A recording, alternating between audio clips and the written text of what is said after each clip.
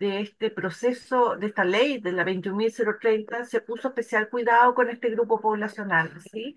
Sobre todo con las gestaciones menores de 15 años, porque sabemos que muchas de las gestaciones en menores de 15 años son producto de relaciones abusivas si es que no son derechamente abuso sexual. Entonces queríamos poder analizar qué es lo que había pasado después de 6 años con esta ley. No sé cómo está la presentación, si lograron arreglarlo, o si quieren abro la presentación que yo tengo en este computador y lo presento nomás, pero en vivo. Usted me dice. Sí, ya arreglamos. Al Ok, parecer estamos listos. Voy ok. a presentarlo yo. A ver, bien, espérenme un poquito. Bueno, así que esa es la idea, es poder mostrar las diferencias que hay con el mundo adulto y los desafíos que nos enfrentamos.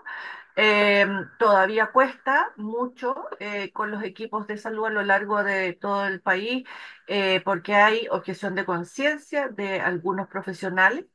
Eso no lo desarrollo en la investigación, solo hago un análisis en relación a cuáles son las causales que más enfrentan al grupo de adolescentes. Eh, Así que, bueno, tenemos todavía que seguir trabajando para que se pueda acceder de manera equitativa a todas las mujeres y en particular a la población de adolescentes.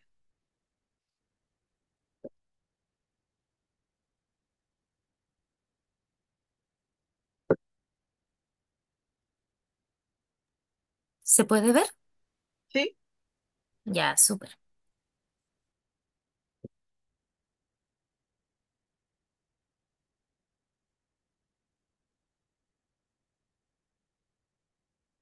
No se escucha,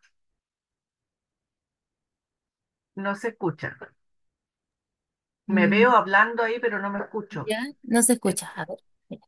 es un poquito loco esto.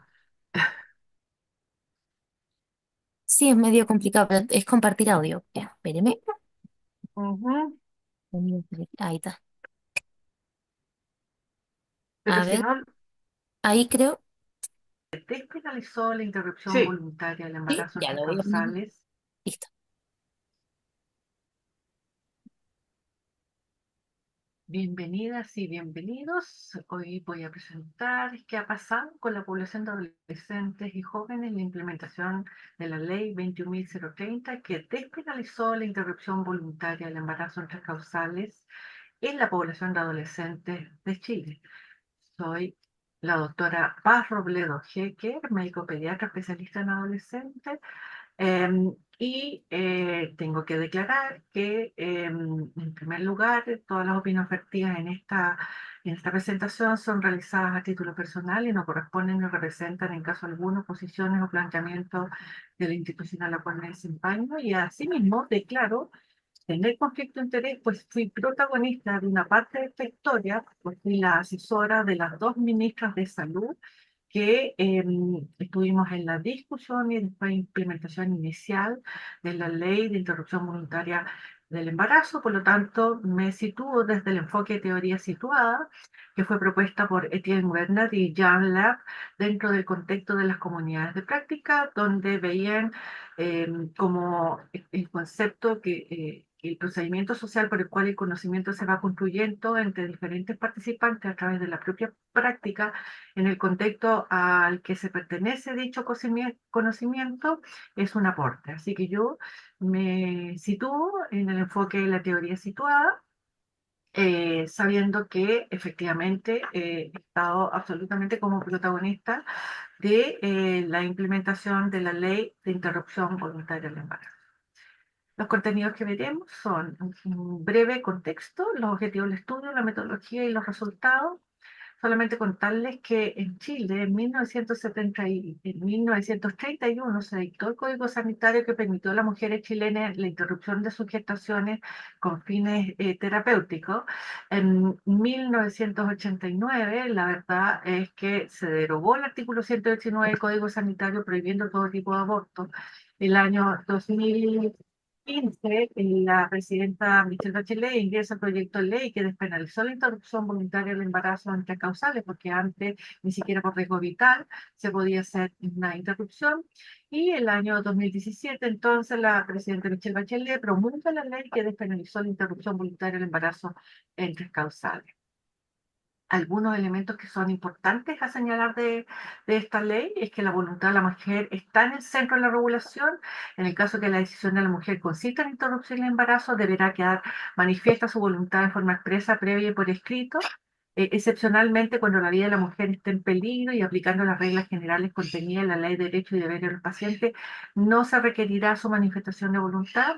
Y la ley reconoce que la violencia sexual afecta diferenciadamente a las mujeres y personas menores de edad y se ampara especialmente en el respeto de la autonomía progresiva y el interés superior de las niñas y adolescentes, estableciendo reglas especiales respecto de ellas. Déjeme decirles que fue una larga tramitación, y esto partió en enero del 2015 para finalmente terminar en el 23 de septiembre del año 2017. ¿Cuál es el objetivo de este estudio? Analizar el acceso a las prestaciones de la ley 21.030 que despenalizó la interrupción voluntaria del embarazo en tres causales de las adolescentes y jóvenes de día 24 años, 11 meses, 29 días, también definidos como gente joven según la definición de la Organización Panamericana de Salud, que habitan en Chile. Y se buscó identificar los desafíos que presenta la implementación de la ley para este grupo poblacional, ¿sí?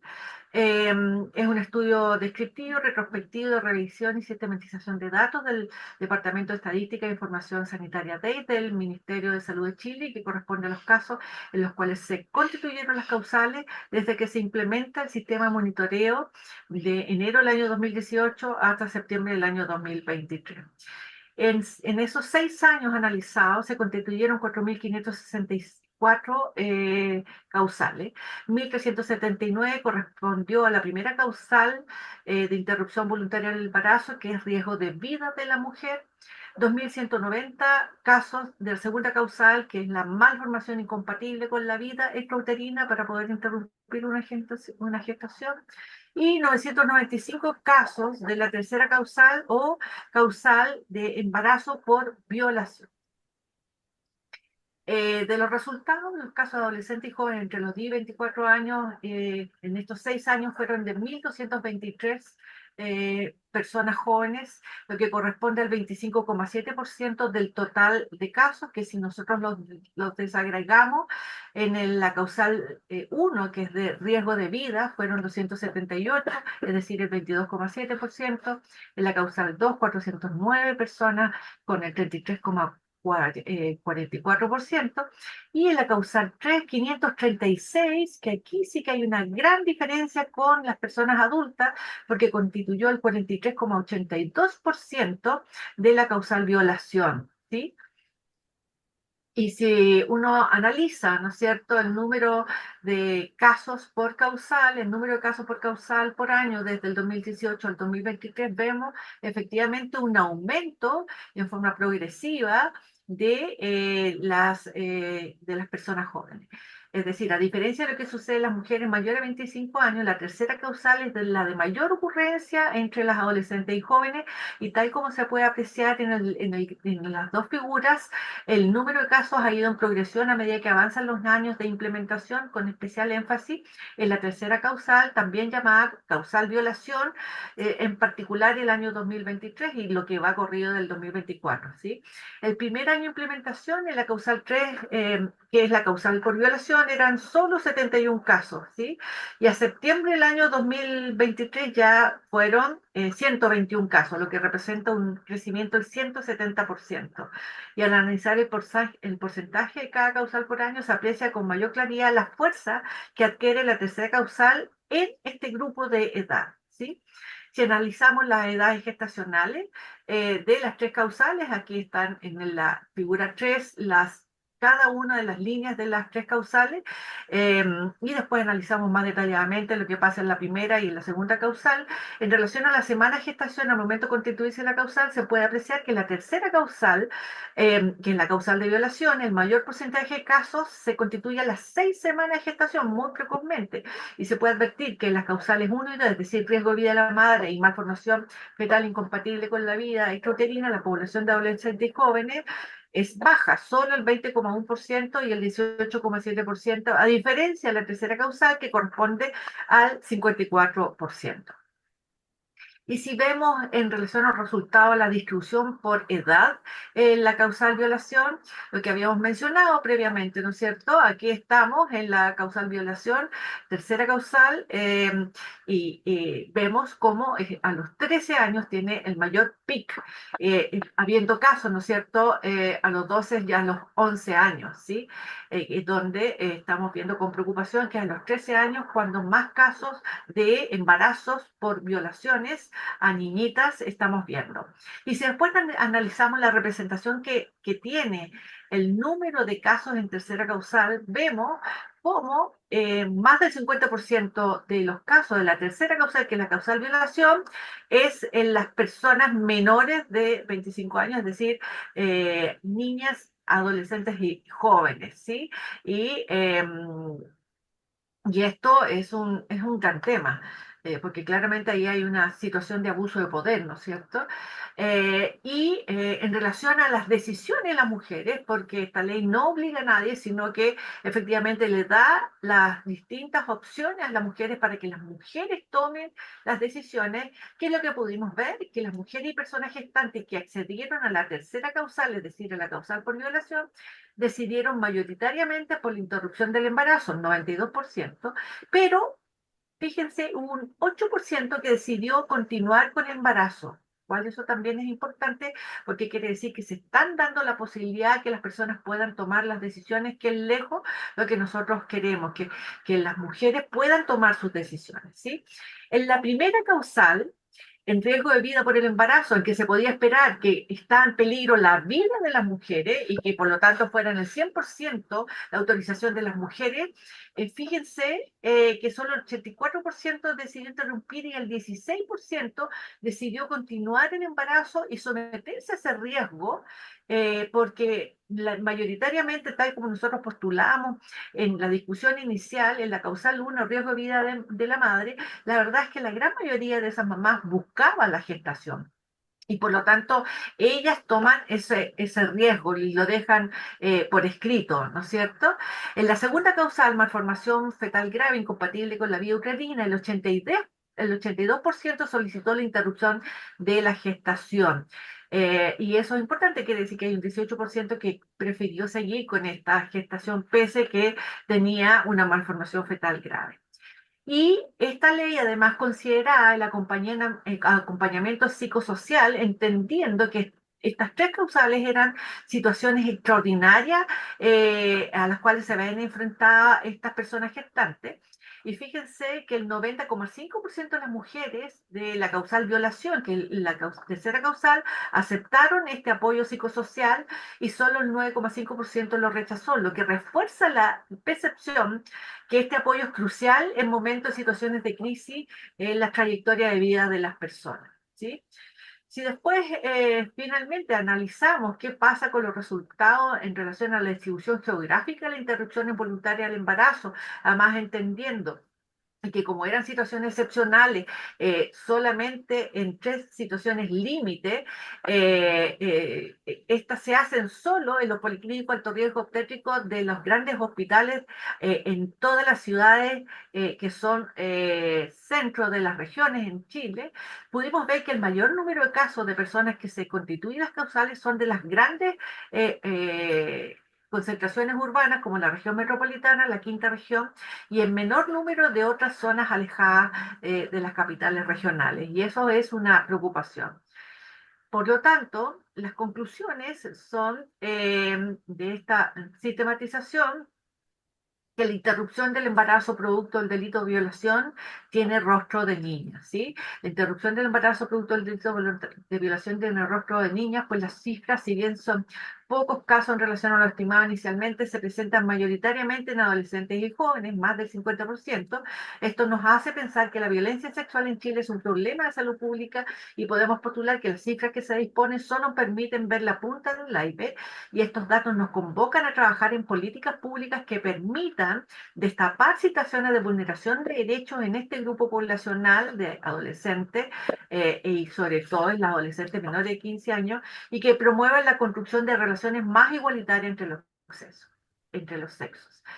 También el acceso a la ley 21.030, que despenalizó la interrupción voluntaria del embarazo, sigue estando centrado en las grandes capitales y se tiene que buscar formas de permitir el acceso a otras mujeres que no están logrando llegar a los policlínicos alto riesgo obstétrico. Y también nos parece significativo en esta información disponible es que claramente falta preguntarle a las propias adolescentes gestantes y a todas las mujeres gestantes sobre la experiencia usuaria en estos procesos de interrupción de las gestaciones, ¿sí? ¿Por qué? Porque nos parece que sabiendo que existe un alto porcentaje de equipos que son objetores de conciencia, debemos recordar que no haya más violencia obstétrica. Bueno, esas son lo que yo quería compartir con ustedes y agradecer desde ya todo el acompañamiento en esta etapa. Así que muchas gracias. Chao.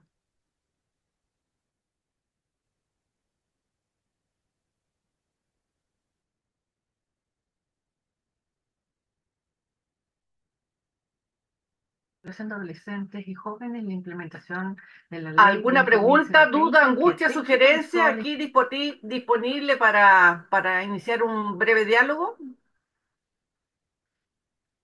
Eso mismo. Muchas gracias por su video y ahora, claro, está el espacio para responder preguntas, alguna consulta que tengan. La tenemos aquí, así que hay que aprovechar.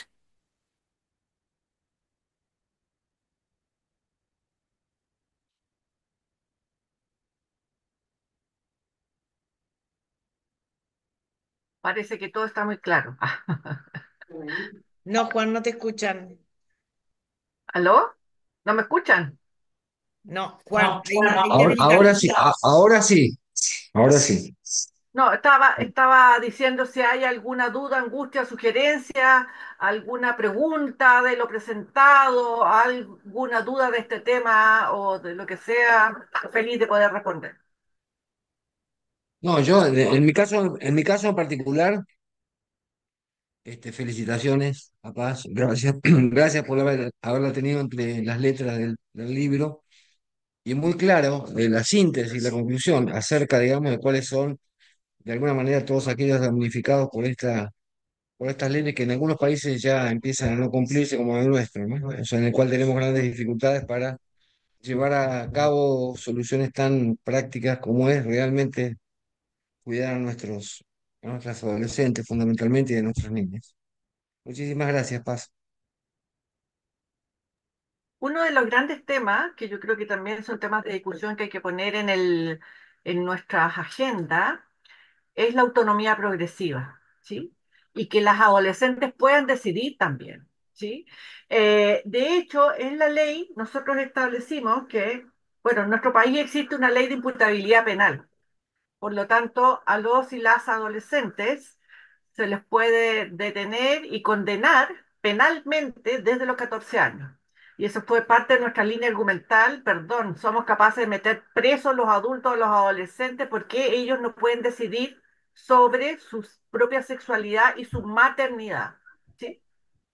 Por lo tanto, quedó en que las mujeres de 14 años o más sí pueden tomar la decisión en relación a su gestación y se le informa y comunica a los padres, madres y se facilita o se hace un diálogo con ese adulto.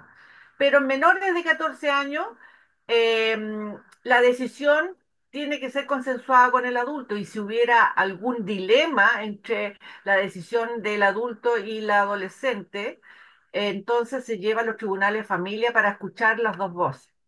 Y por eso lo menciono como la necesidad de poder escuchar las voces de las adolescentes. Y yo lo voy a decir para el otro lado, porque para los dos lados, ¿sí? Porque había la tentación de hecho, hubo algunos casos de adolescentes que sí querían esas gestaciones y no querían abortar y sus madres querían que sí abortaran.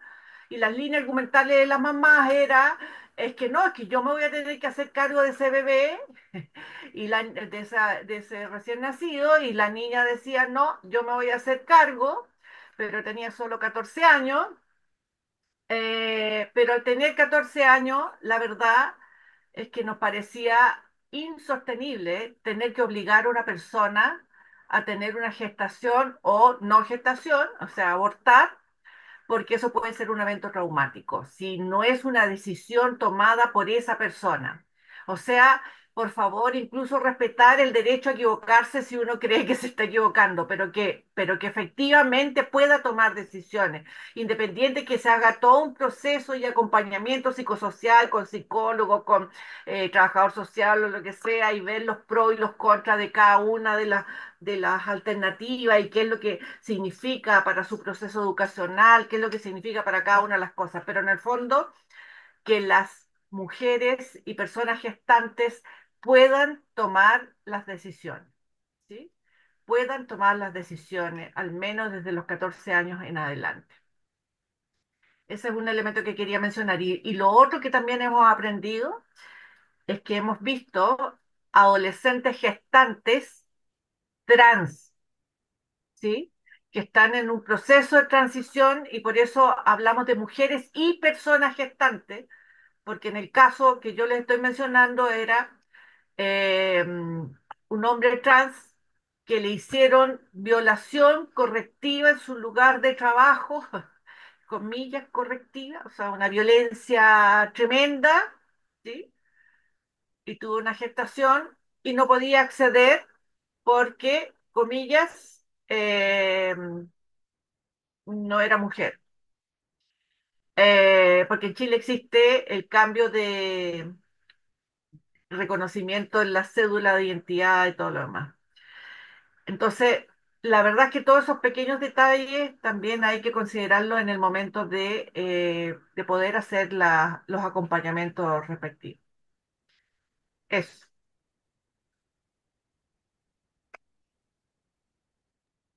Muchas gracias. Igual en los comentarios, Iván Sánchez dice, en la República Dominicana tenemos muchos años intentando implementar esas tres causales y ha sido muy difícil y discutido por muchos sectores y eso ha traído muchos inconvenientes con esa legislación. Y la señora Mónica dice que felicitaciones, que es muy clara su presentación. Muchas gracias. Viene muy de cerca las felicitaciones de la Mónica, todo porque es mi amiga y nos queremos. Pero bueno. Bueno, pero aquí igual disponible para las dudas o lo que necesite. Está mi correo por ahí, pachirobleo@gmail.com, y así podemos seguir avanzando con las otras presentaciones sin problema. Muchas gracias por Muchas su gracias, presentación. muchas gracias, Cata. Vamos a proseguir con la siguiente presentación. Disculpen los problemas de conectividad. En la última sesión se nos viene a pelear la compu con nosotros. Ok, vamos a pasar con la presentación de Zuleika Morillo de Nieto, que es psiquiatra infanto-juvenil, especialista en salud integral del adolescente. Va a estar trabajando en conjunto con la licenciada Susana Abreu, que es terapeuta ocupacional, terapeuta conductual, perdón. Así que le vamos a dar la palabra nomás perdón, le vamos a dar el lugar a Cata para que pueda presentar por nosotros, por favor. Les recordamos que pueden ir dejando sus dudas, sus comentarios por el chat. No escucho nada. No escucho. No, te bajé Sí, si se escucha bajito es porque tengo el micrófono del cel y estaba un poquito lejos. Tuvimos que hacer muchas conexiones, el celu, la compu, Sí, pasó sí. de todo. Cuando vos quieras, Cata. Ya, al tiro. Vamos a tratar de tocar de una manera diferente estos tópicos de introducción al trastorno de déficit de atención, comorbilidades en adolescentes tempranos, que son los de 10 a 12 años, comorbilidad que a la conducta adictiva a Internet, comorbilidad de los adolescentes medios, recordando que la adolescencia es una etapa que se divide en adolescencia temprana, media y tardía, y la relación entre el TDAH y el uso de sustancia, videojuego y TDAH, ludopatía por adicción a Internet, tratamientos que se recomiendan con evidencia clínica y unas conclusiones donde nosotros hemos querido conversar un poquito con ustedes y platicar un poco sobre la incidencia de las comorbilidades en nuestra consulta y qué prueba nosotros estamos utilizando y recomendamos para detectar las comorbilidades tempranamente. Sin más, pues hablar de la introducción. Yo sé que desde la mañana tienen diferentes tópicos. Recordar el TDAH como una afectación del desarrollo funcional del individuo en la parte personal, social y académico, y poner sobre esta mesa de discusión uno de los elementos que nosotros creemos que tenemos que ir viendo en la definición del TDAH como una afectación global de las funciones ejecutivas que puede acompañar al individuo a lo largo de la vida. Entonces, cuando hablamos de justificar por qué necesitamos entender y manejar el concepto de comorbilidades, Susana, ¿cuántos de nuestros pacientes llegan con TDAH puro? Prácticamente es sumamente infrecuente verlo en la consulta, ¿cierto, Susana? Muy- Así es. Es Entonces, muy raro encontrar este tipo de pacientes. Entonces, ¿qué nosotros vamos viendo? Este estudio nos pareció interesante traerlo, que es sobre prevalencia de déficit de atención y comorbilidades en un ejemplo poblacional que se hace en Castilla y León, porque va a tomar una franja de edad entre 6 y 16 años, donde nos habla de un tópico que es importante, que muchas de las comorbilidades que vemos en edad preescolar, en edad escolar, pero sobre todo en edad escolar, vamos a acompañar al proceso adolescente. O sea que si tenemos estas comorbilidades de la edad escolar, como son los trastornos de ansiedad, entre fobias, trastornos de ansiedad por separación, trastorno obsesivo compulsivo, los trastornos de TPS, estrés postraumático, tics motores, vocales, al igual que el trastorno del estado del ánimo distímico, el trastorno depresivo mayor, los trastornos de aprendizaje y el famoso trastorno posicionista desafiante, si esto están presente en la edad escolar, no fueron bien manejados y siguen apareciendo en la edad adolescente y conjuntamente aparece este otro tipo de comorbilidad como son las conductas adictivas, pues la situación se nos pone más compleja. Entonces, es importante pues, saber que en esta etapa de la edad inicial de la adolescencia entre 10 y 12 años, vamos a tener una gran cantidad de situaciones que tenemos que enfrentar junto al chico y las familias. Hay una revisión sistemática que hacen Sander y Dow sobre prevalencia del trastorno de déficit de atención e hiperactividad en un metaanálisis. Kirovat y Stones y colaboradores hablan de las manifestaciones subsindrómicas del trastorno por déficit de atención e hiperactividad, que son muy importantes que nosotros la podamos identificar, sobre todo cuando queremos buscar este tema de comorbilidades y las diferencias clínicas entre ritmo cognitivo lento y trastorno por déficit de atención, sobre todo a hacer que se conozca este término porque las nuevas generaciones no lo conocen, no le permite distinguir estas comorbilidades y en ponerlo todo en un mismo saco. Recordar que dentro de nuestra liga latinoamericana, el profesor Bauermeister, que estuvo participando en varios encuentros, fue una de las personas que más escribió sobre tiempo cognitivo lento. Dichas investigaciones explican consistentemente los niños en edad escolar con TDAH presentan altas tasas de comorbilidad con las patologías anteriormente mencionadas, por lo cual la identificación temprana de las comorbilidades se convierte en un factor crucial y un gran reto para los clínicos y para los educadores inclusive. Siguiendo nuestros puntos a tratar, vamos a ver la comorbilidad del TDAH con conducta a Internet. Y me recuerda los pacientes, Susana, que ya ha superado esa etapa de disturbio, de desorden, llegan las madres desesperadas, los padres desesperados, porque le dicen, mi hijo ahora es adicto al Internet, licenciada, ¿qué hago? ¿Frecuente esto en su consulta, licenciada? Sí, es bastante frecuente en la consulta que estos niños lleguen en estas edades tempranas, de 10 a 12 años, en el cual esa comorbilidad con la adicción al Internet va muy desarrollada, aunque que el niño ve el Internet como una realidad y una realidad subjetiva a la que está viviendo en ese momento. Entonces, traspasa esa realidad a la parte social, que es donde él se tiene que desarrollar, e interviene una diferenciación en cómo él debe de comportarse en la parte social y cómo él debe de comportarse en la realidad. Y hay algún dato interesantísimo. En este diapo hemos puesto los niños pequeños, cómo lloran cuando se le quita, pero es como si ese adolescente de 12 años se vuelva a comportar como este niño que sale en la diapo.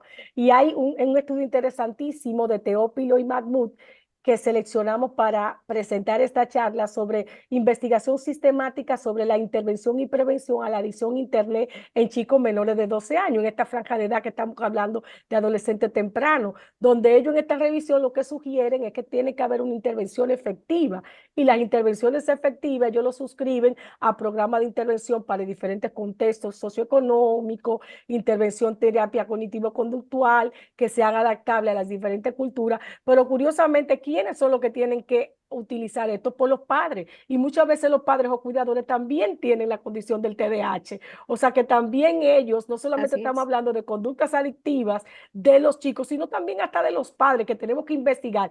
Mensaje, si estamos viendo, descartando una conducta adictiva como una comorbilidad de ese niño adolescente inicial que estamos nosotros siguiendo, tenemos que tener herramientas que lo permita segmentar bien la información. Por eso aquí presentamos Así mismo este es. documento de Jorge Luis Reque de la escala de riesgo adicción adolescente en las redes sociales que permite responder cómo es la conexión a Internet. Y nosotros queremos invitarlo porque es súper interesante, muy fácil de llenar, pero que también podamos extrapolar parte de esta información a los cuidadores. Otra de las propuestas que nosotros traemos es que puedan Internet. Primero, el Internet llegó para quedarse, es necesario. Inclusive el uso moderado tiene efectos beneficiosos, pero que nosotros estamos trabajando con un cerebro que ya tiene una condición, que es el cerebro del TDAH, que no vamos a mencionar porque no es motivo de esta charla, pero sabemos que desde el área frontal hasta el área límbica, hasta el área prefrontal, todo se altera en el TDAH y que cuando usted ve a mano derecha esta conducta que predispone de cómo se maneja el cerebro para uso y abuso de cualquier conducta adictiva, pues hace que el cerebro de TDAH sea más vulnerable.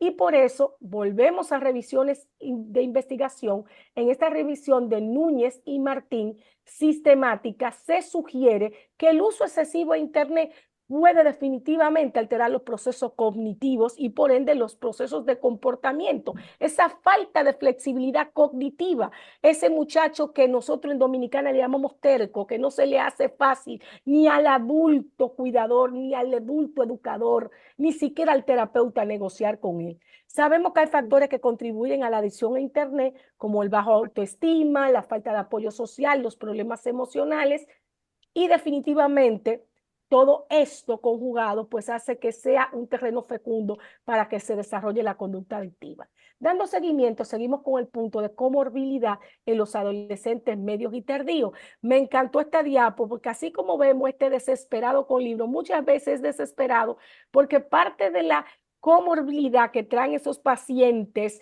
con conductas adictivas tiene que ver con su miedo al fracaso, la generación Z, siempre angustiada, siempre no sé si voy a fracasar, esos padres que nos dicen que, que tienen gran disconfort. Y un elemento que nos gustó introducir aquí, que es un ruido, sobre en nuestra incidencia tenemos gran población con problemas respiratorios como es el asma. Este estudio que sale en el 2023 hace una compleja interacción entre el TDAH y el asma en adolescentes. Pero ¿qué pasa con nosotros? De 10 adolescentes que tenemos con TDAH que ya nos crecieron en la consulta, ¿cuánto consumen vape? Es dispositivo electrónico para fumar, licenciada Susana. Puede ser de 9 a 10. Imagínense, o sea, que son los 10 de 10 o 9 de 10, o sea, una incidencia altísima. Entonces, ese vape no sabemos ni lo que contiene en muchísimas ocasiones, porque lo adquieren de manera oculta de los cuidadores Y las limitaciones físicas impuestas por una condición respiratoria como el asma, pues lleva a que tenga mayores disfunciones, que era lo que mostraba este estudio. Nos pareció interesante ver ese declive, porque este paciente es el que vemos continuamente, que luego de estar estable está yendo a la enfermería de la escuela, te están llamando porque tiene un distrés continuo, inclusive se exacerban las fallas de manejo de la ansiedad, teniendo sintomatologías de ataques de pánico, de angustias anticipatorias, etcétera. Y la relación entre el TDAH y el uso de sustancias. Definitivamente sabemos que las personas con TDAH son más propensos a el riesgo de desarrollar trastorno por uso y abuso de sustancias, pero muchas veces los padres no le quieren poner el fármaco porque dicen que se va a poner adicto. Fíjate la contradicción que nosotros vemos en la consulta. Pero hay diferentes investigaciones realizadas por autores como estos, Susana, que comentan qué cosa. Sí. Ellos comentan que se ha mostrado consistentemente que el TDAH está asociado con mayor riesgo del uso y el abuso de sustancia, particularmente cuando los síntomas no son tratados, como ya usted había explicado anteriormente. Si estos síntomas no son tratados y no se trabajan de forma farmacológica y con un equipo multidisciplinario, estos riesgos pueden ser un poco mayores. Y este riesgo mayor hace que sea más propenso al abuso de la sustancia a largo plazo.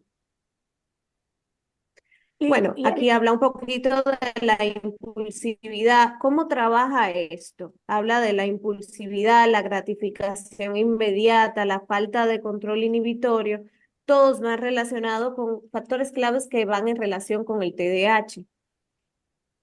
Estas investigaciones anteriormente señaladas se destacan la intervención temprana y el tratamiento adecuado al TDAH, incluidos los medicamentos, como ya lo había dicho anteriormente, la terapia cognitivo-conductual. Todo esto puede reducir significativamente el riesgo de desarrollar un trastorno por abuso de sustancia. Ahora vamos a introducir una parte que me encantaría que la doctora pudiera hablar un poquito, y es la neurofisiología detectada mediante electroencefalografía en trastornos de adicción a Internet y trastornos por juegos de Internet en adolescentes. A mí me pareció esto fantástico porque es una de las cosas de lo que vamos avanzando en neurociencia. El trastorno por adicción a Internet, TAI, que es un término general. Hay varios tipos de adicción conductual basado en Internet, mientras hay trastornos de juego a Internet, como se denomina aquí el TGI, que aborda un tipo específico que postula y se debe a la falta de control inhibitorio. Entonces, ¿qué nosotros hemos visto en estos estudios que hemos investigado para esta presentación? Que el TGI es un área de preocupación mundial, que el DSM-5 lo contempla, que a partir de COVID todo esto se incrementa, pero hay un estudio en específico que detecta las alteraciones neurofisiológicas asociadas con el trastorno de adicción al Internet y el trastorno de juego a Internet en los adolescentes, y que llevaba como objetivos específicos describir las alteraciones neurofisiológicas, explorar los cambios de actividad cerebral, identificar los posibles correlación entre estos patrones del electroencefalograma y los comportamientos compulsivos, impulsivos típicos de los trastornos. Ellos utilizaron una revisión de alcance para profundizar la investigación electroencefalográfica en estado de reposo del electroencefalograma, basado en tarea particular para los paradigmas go-no-go, relacionados con sujetos con el trastornos de juego por Internet en adolescente. Y se identificó el papel importante del electroencefalograma para diagnosticar, identificar cambios salientes.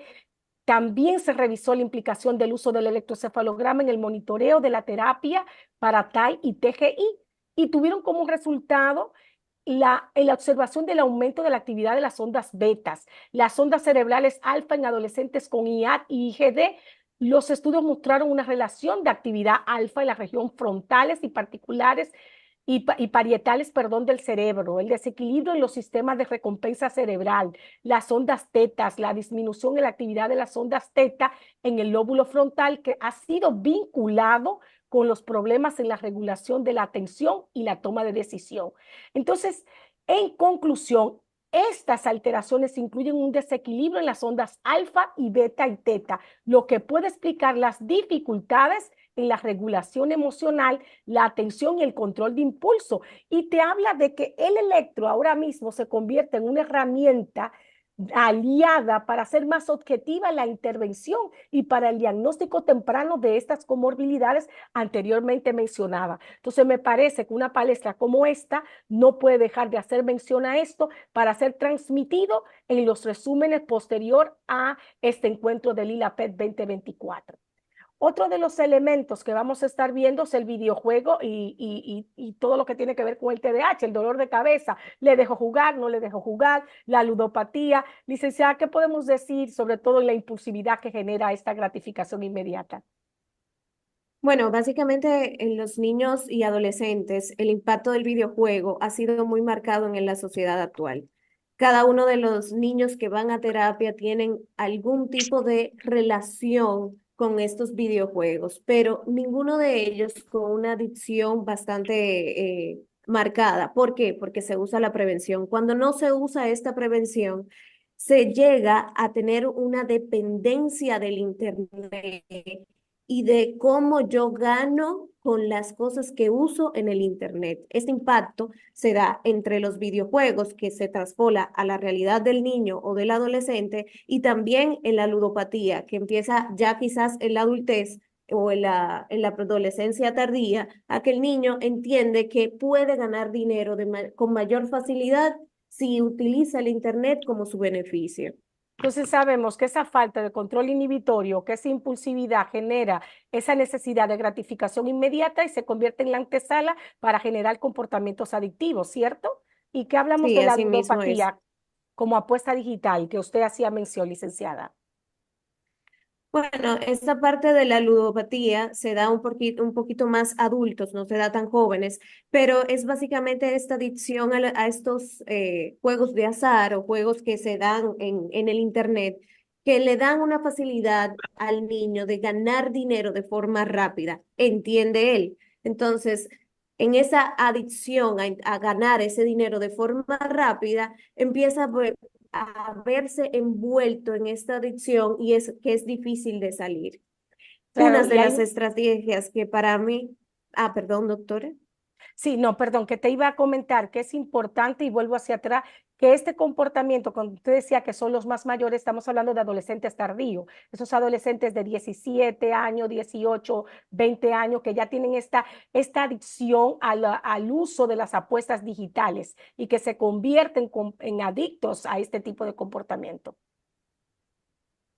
¿Es así, Alguna licenciada? de bueno, aquí podemos ver, sí, así mismo es, y aquí podemos ver algunas diferencias dentro de las edades que ya habíamos discutido. En niños, mayor vulnerabilidad, en adolescentes buscan un poquito más socializar, saben que no pueden correr riesgos mayores, entonces se ponen un límite en desarrollar esa adicción, y en adultos sí pueden llegar a abusar de esa adicción y entender que esto le favorece. Aquí hablamos un poquito de las estrategias que son preventivas, que es muy importante establecer límites a tiempo, fomentar la terapia conductual, educar sobre los riesgos de la adicción y supervisar el contenido que consumen los niños y mantener un equilibrio adecuado entre el entrenamiento digital y la vida cotidiana esencial para evitar problemas mayores. Aquí vamos a hablar un poquito del tratamiento recomendado. Claro, y bueno, hablando de tratamiento recomendado, primero empezar que el tratamiento idóneo es el multidisciplinario, o sea, todos somos parte de este equipo y que las características individuales, no hay paciente que se repita, ni siquiera hermanos que comparten, que son gemelos o trillizos, que hemos tenido casos como este, que debemos trabajar en torno a personalizar cada caso y la gravedad de los síntomas que tenemos que tomar en cuenta que si tenemos una de estas comorbilidades anteriormente mencionadas, debemos apostar a tener atenuados los síntomas diana de la condición del TDAH y darle respuesta a esta comorbilidad, a veces con especialistas que se salen de nuestro esquema de trabajo, que a veces hemos tenido que hacer interconsultas, sobre todo en el tema de comportamientos adictivos. La personalidad es básica porque dependiendo de la personalidad del paciente, la respuesta al tratamiento va a ser diferente, que la terapia cognitivo-conductual licenciada pues sigue siendo la que muestra más evidencia combinada con el entrenamiento, que es la psicoeducación y las entrevistas motivacionales, al igual que el uso de psicofármacos, teniendo en consideración que en todos nuestros países en América Latina ahora tenemos un gran reto por la falta de disponibilidad de algunas presentaciones de la molécula de metilfenidato, de las desanfetaminas, inclusive de la sacada del mercado en algunos países de la tamoxetina. Tenemos que ir concluyendo porque ya se nos va el tiempo. Creíamos que interesante compartir cuáles eran las comorbilidades más frecuentes que nosotros vemos en nuestra clínica, licenciada. Ciertamente, pues Sí, comentábamos que seguimos viendo trastornos de aprendizaje. Es impresionante como en adolescentes medios, estamos hablando 13, 16 años, pues vienen con trastornos de aprendizaje tipo discalculia, tipo alteración de lectoescritura, sobre todo los que van a educación bilingüe. Los trastornos comportamentales siguen apareciendo problemas del lenguaje como alteración de la pragmática. Entonces, sí, siguen apareciendo estos trastornos que son frecuentes.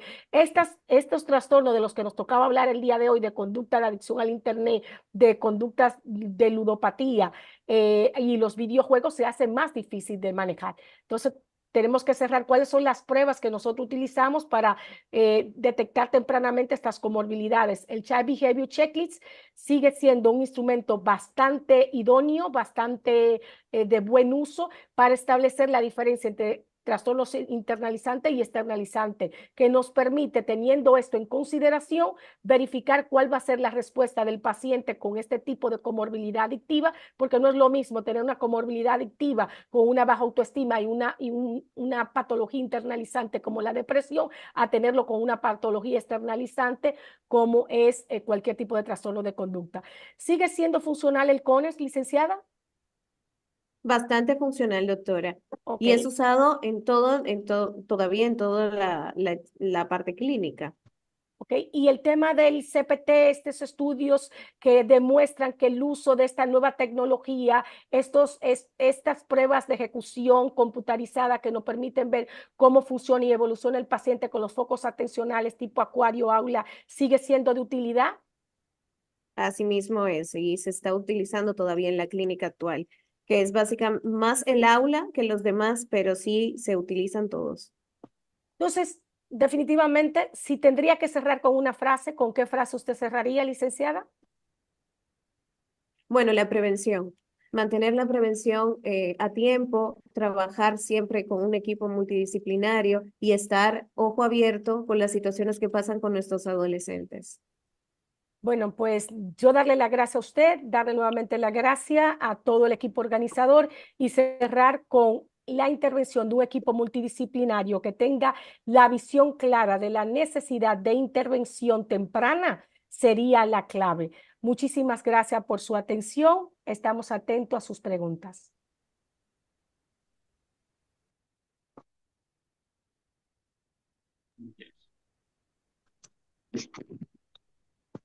Bueno, muchas gracias, Zuleika. La verdad que es un tema bastante actual y bastante preocupante el tema de las apuestas. Acá en Argentina se está intentando legislar recién el tema de las apuestas deportivas y también las online. Hay muchos casinos ilegales que es muy fácil acceder solamente con un link y no hace falta ni siquiera registrar si sos mayor de edad o no. Entonces eso como que lo hace mucho más difícil. Quería preguntarles cómo está la situación en general con respecto a la ludopatía en adolescentes en su espacio. Hola, ¿qué tal? No sé si me escuchan bien. Perfecto. Muy bien, pues muchísimas gracias, de verdad que es una oportunidad y sobre todo dar las gracias también a Mónica y al equipo organizador porque fíjate que nos tocaba otro tema, pero este es un tema del que queremos escribir en la próxima Pediatría en Red, porque efectivamente, como dices, así como está en Argentina, está en diferentes regiones de Latinoamérica. Y tenemos que tomar en cuenta que no solamente se suscribe a nuestros países, sino a la accesibilidad a través de este Internet, que por un lado es maravilloso, pero por otro lado tiene su alta complejidad, porque le permite accesar a los jóvenes a cosas buenas y cosas menos buenas, porque no me gusta usar las palabras negativas. Entonces, la realidad no es muy lejana, o sea que estamos muy cerca para agrandar el trabajo que tenemos prácticamente en todos los países y extendiéndolo porque se pueden conectar a otros países. Y como dice, ¿cómo se puede verificar realmente la edad del que está apostando? No sé si puedes copiar bien lo que digo, pero al final estamos todos manejando la misma marea y con el mismo grado de complejidad. Perdón, yo quería, bueno, primero agradecer a Zuleika, obviamente que este es el tema de Pediatría Red 7, ya te estoy esperando, pero digo, a ver, uno empieza a relacionar si este no es un nuevo determinante social de la salud, ¿no? O Ujú, sea, ujú, extensión de Internet, la universalización de los teléfonos en los lugares más ujú, paupérrimos de nuestra Latinoamérica. ujú, El acceso gratuito es un gran negocio para los grandes pools de la informática, ujú, dejo los nombres para otro día. ujú, En nuestro país por lo menos va a ser casi un ministro plenipotenciario, igual que en Estados Unidos. Digo, ujú, ujú, eh, esta enfermedad lo podemos, sumando además que en las currículas médicas y de las especialidades de la salud, es un tema que no existe, como si viviéramos en el medioevo. O sea, exacto. vos vas a un congreso internacional en Latinoamérica y ponen la preocupación por enseñar inteligencia artificial, pero no Ujú, estamos viendo que un ejército de niños están acosados por mecanismos digitales para ujú, precisamente generar este tipo de afecciones. O sea que a mí me parece que esto es que no excede la salud, porque la salud es un derecho, pero que sí, ujú, de alguna manera tenemos que imaginarlo como como un rasgo filosófico de nuestras sociedades, ¿no? Y que, bueno, Zuleika seguramente va a recibir ejércitos de niños con estas problemáticas, ¿no? Y claro, seguramente los pediatras y todos aquellos que vemos las primeras consultas no tenemos la suficiente formación como para anticiparnos en esta problemática. De allí la importancia de incluirlo dentro de las currículas de formación en el pregrado. Muchas claro. gracias. No, gracias a usted. Y sobre todo también hay algo sí que me gustaría agregar que quizás a veces todo este gran esfuerzo de formación que es necesario y que deja fruto, pero también recordar que el pediatra es el primario y es el de la sensibilidad. Yo creo que es esto y creo que lo maravilloso de Pediatría en Red es que cree más sensibilidad, porque cuando tú eres sensible y has escuchado, lo sabemos, ¿qué dice lo que hemos visto desde siempre? Lo que no se conoce, no se busca, pero cuando tú tienes conocimiento, pues lo empiezas a buscar. Y a partir de ahí, pues se abre un mundo de posibilidad para el paciente y todo lo que trae el paciente, que es la familia, inclusive su círculo cercano, mm, que tiene mucho que ver con sus grupos de iguales, porque para los adolescentes ya sabemos la importancia que tiene esto. Tal cual, Zuleika, y también el tema en las escuelas. Vemos siempre, estamos bastante en las redes y hablando y leyendo mucho sobre estos temas y hay muchas preocupaciones en comentarios por parte de los profesores y profesoras en las escuelas. Así que también ellos son parte fundamental de la prevención, pero a veces no tienen las herramientas y ahí se hace un poco difícil. Moni. Sí, realmente, bueno, primero agradecerte, Zuleika, y agradecer a la colega también que participó, que siempre lo hacen tan dinámica las presentaciones. Esto que vos decís, ¿no? Qué desafío tenemos los Tenemos los pediatras y los que pediatras y estamos los que estamos formando formando pediatras pediatras en en trabajar en estas trabajar estas temáticas y temáticas. tener una función anticipadora y de trabajo con las familias. Acá hay que trabajar con educación y con salud justamente estas temáticas que realmente no están en la currícula y que lo vemos todos los días en la consulta. Los padres ponen a veces cara de asombrados cuando uno le dice, bueno, ¿cuántas horas está? No, no solamente decir la cantidad de horas que deben o no deben estar, sino frente a qué están. Entonces, Total, muchas veces, y eso vos lo sabés, vivo en zonas donde hay abordaje de tipo rural y nosotros nos damos cuenta que evidentemente Internet llegó para quedarse, nosotros tenemos que tener una función anticipadora de todo este tipo de problemáticas que realmente, y además incidir en las legislaciones porque no está total, legislado. Entonces, esto total. no se visibiliza y tenemos chicos con adicciones muy chicos. Entonces, Sí. esto, bueno, es una de Ujú. las cuestiones que tenemos que trabajar en familia. Ahí veo que Ana María está levantando la mano. Hola Zuleika, hola a todos. Bueno, Yo tengo, bueno, bastante experiencia con chicos de estas características y con respecto a la educación, a las escuelas, son los primeros estigmatizados porque son los molestos, los que tienen mala conducta, porque son explosivos, porque tienen esta cuestión de falta de control de los impulsos, reaccionan de una manera inadecuada frente a las conductas de los otros, entonces quedan por lo general excluidos. Pero también hay que investigar qué viven en su contexto familiar, Total, total. porque muchas veces en realidad lo que parece un trastorno de déficit de atención e hiperactividad, la Mantención. base está en cómo es el clima familiar, ¿no? Ujú, ujú. Yo voy a contar un ejemplo de un chiquito, que atendí en el hospital, que es a ver, es un modelo de cómo funcionan estos chicos y cómo funciona el resto de la sociedad. Es un chico que consulta, derivado por la escuela, porque no responde a los aprendizajes, porque molesta. Y la mamá, cuando viene a la admisión, está con un embarazo bastante avanzado. Bueno, quedamos en que yo iba a conocer a su hijo cuando ella ya tuviera ese bebé y pudieran viajar, porque además no eran de la ciudad donde yo resido y donde trabajo en el hospital. Así que aparecen como después de 3 meses.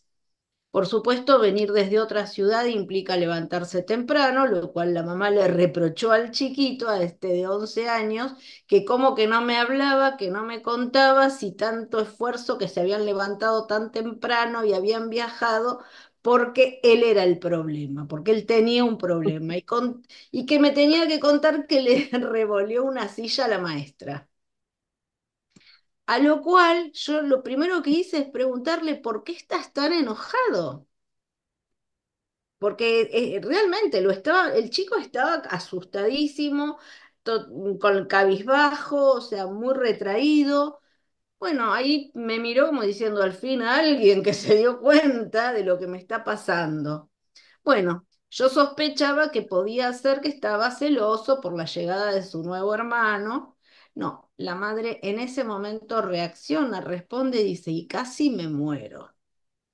O sea, esta mujer que había tenido, le tuvieron que hacer una histerectomía, transfusiones, estuvo un mes internada, el bebé estaba en la casa sin su mamá, las caras que veía este chico que iba a ser mi paciente, de preocupación, gestos, dichos, y que nadie le explicaba nada, porque en general estamos diciendo, ¿no?, que muchos de los pacientes que tenemos actualmente es porque en pandemia no pudieron hablar de sus miedos ni se les comunicó el miedo que teníamos todos los adultos, ¿no? Las emociones que no.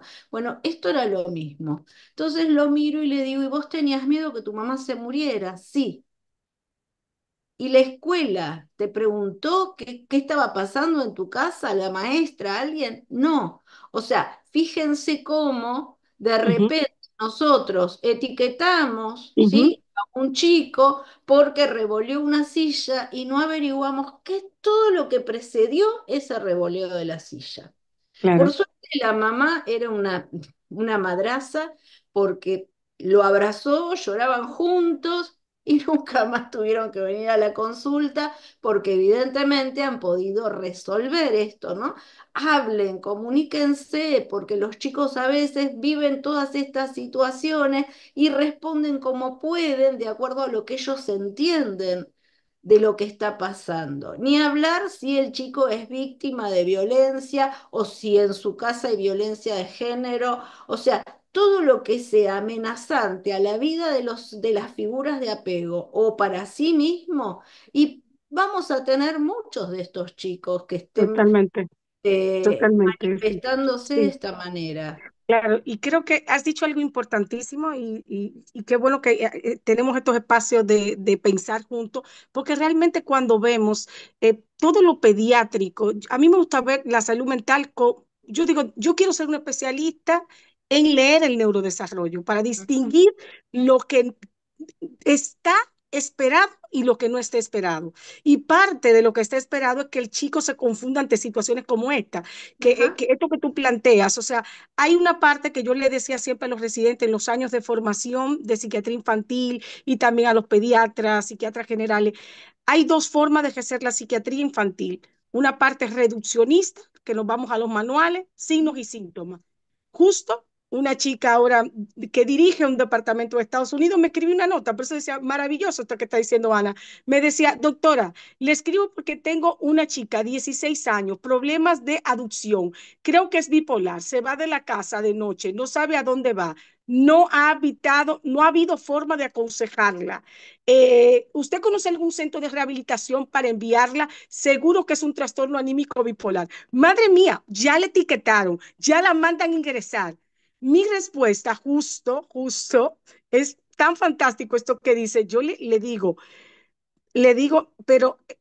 vamos a ver, pero me estás hablando de hospitalizarla directamente. ¿No te gustaría que valoraran función global de la paciente, tipo de familia, situaciones? Entonces, ella me responde literalmente, sería interesante, pero de que hay que ingresarla, la familia no aguanta más. Es que eso es lo que nos pasa, lo mismo, o sea, la historia clínica, el tomarnos el tiempo y estos espacios donde los adolescentes son parte fundamental del principio, el durante y el después. Entonces, claro que sí, totalmente de acuerdo con lo que dice Ana. Por eso lo planteaban y lo decía. Cuidado que estás etiquetando al chico de adicción y el que es adicto es el padre que te lo trae.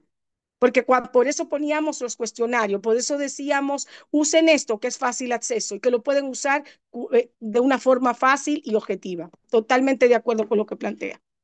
Muy especial. Gracias, Zuleika.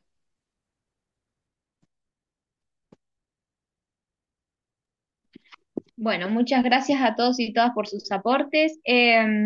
Si no hay ningún aporte más ni ninguna pregunta, seguimos.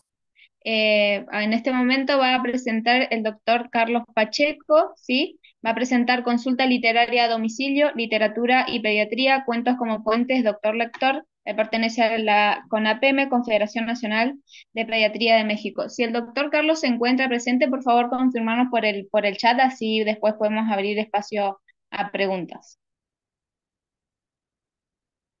Cuando quieras, Cata, puedes compartir. Gracias, Cata.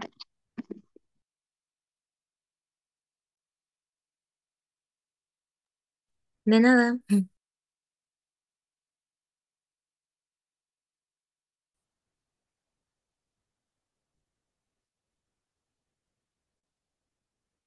Hola, ¿cómo les va? Muy buenas tardes, ¿cómo estamos? Desde Oaxaca, México, para ustedes. Gracias por la invitación, gracias por ustedes con nosotros y pues qué bueno, espero platicar con ustedes de un proyecto muy interesante que tenemos aquí en México. Yo vivo en Oaxaca, una comunidad en el sur del país de México, constituido por 570 municipios, 4 millones de gentes, 20 lenguas, casi 25 etnias.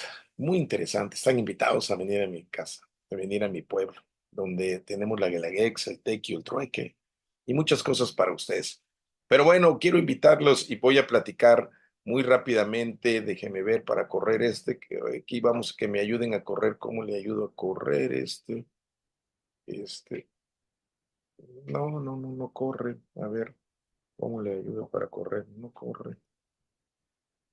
Muy bien. Déjenme ver. Voy a correr la primera. Voy a platicar de un tema. Voy a platicar de un tema. No puedo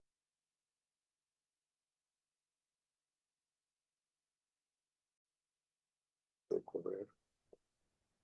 Ok, a ver. Nada.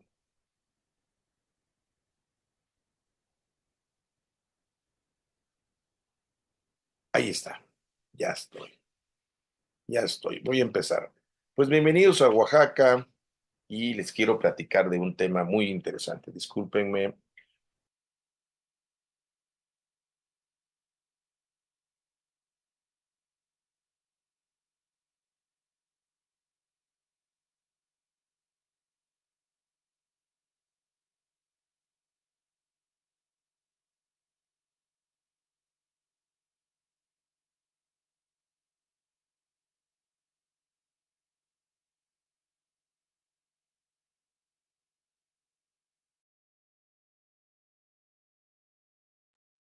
¿Se estaba escuchando mal? Le vamos a pedir disculpas nuevamente por la conectividad.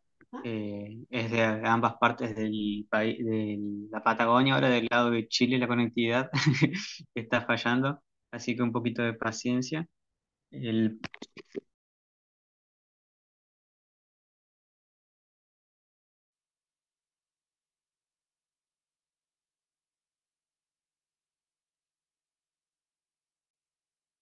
Ya estoy, ya estoy. Voy a empezar.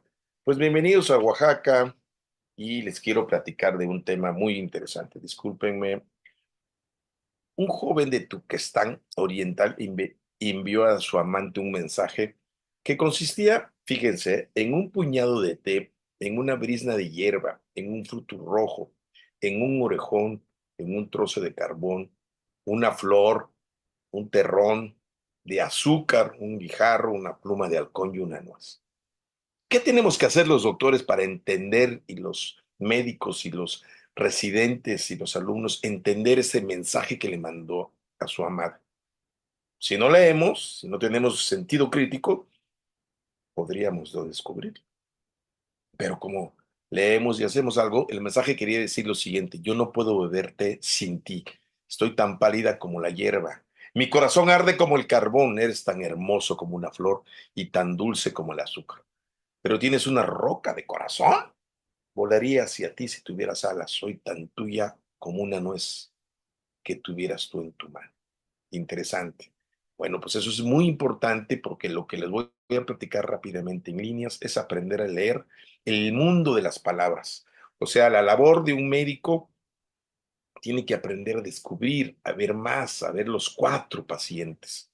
Por eso aquí rápidamente les quiero decir la importancia de la lectura literaria como parte fundamental de la formación del médico. ¿Cuál es la parte fundamental? Una función socializadora del doctor literario. También los libros quitan la fiebre, por supuesto. Es una lectura reparadora. Médicos, ahorita les voy a platicar por qué podemos reparar medicina, podemos reparar enfermedades. Los poderes del doctor literario sí nos dan poderes, nos dan todo. Leer para otros. Y al final un canon fundamental para todo pediatra que debe de leer.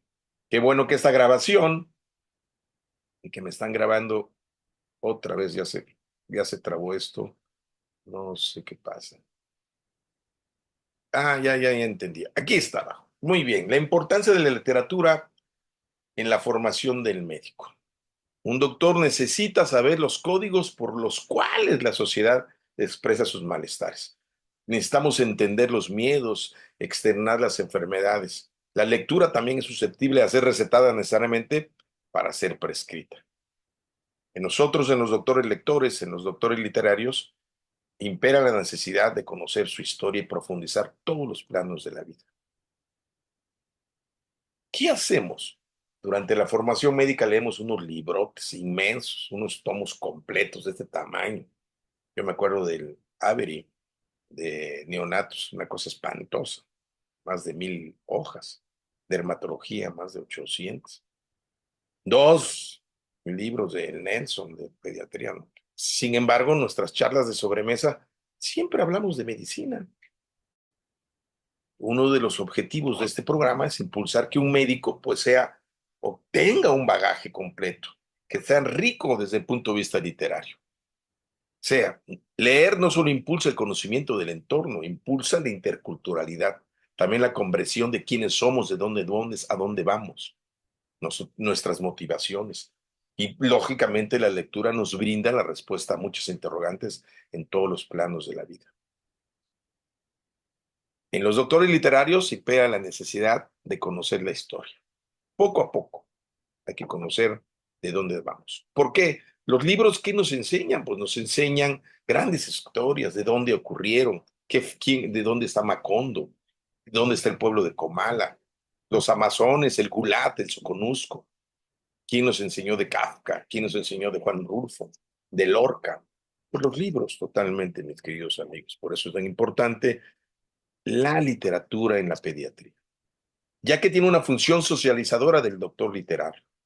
Y esta función socializadora funciona con los diferentes personajes de la medicina. La literatura, los libros nos hablan de las injusticias, del peligro, de las diferencias, de las desigualdades tan terribles que tenemos en el mundo, de la historia de cada país, de cada región, de cada idioma, la interculturalidad, la idiosincrasia en sí, haciendo al lector cada vez mejor y teniendo un sentido crítico.